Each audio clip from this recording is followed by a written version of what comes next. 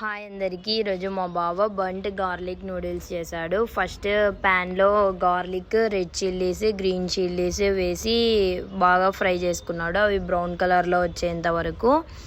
Next carrot, onions వేసి అవి సాఫ్ట్గా అయ్యేంత వరకు ఫ్రై చేశాడు. అవి బాగా ఫ్రై అయ్యాక నెక్స్ట్ షేజ్వాన్ సాస్, గీ వేసి మళ్ళీ ఫ్రై చేశాడు.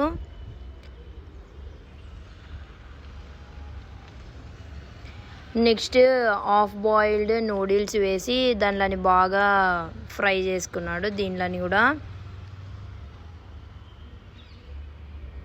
ఇవి బాగా ఫ్రై అయ్యాక కొంచెం సాల్ట్, సోయా సాస్ వేసి ఇంకా బాగా ఫ్రై చేశాడు. టేస్ట్ అయితే చాలా బాగుంది, మీరు కూడా ట్రై చేయండి.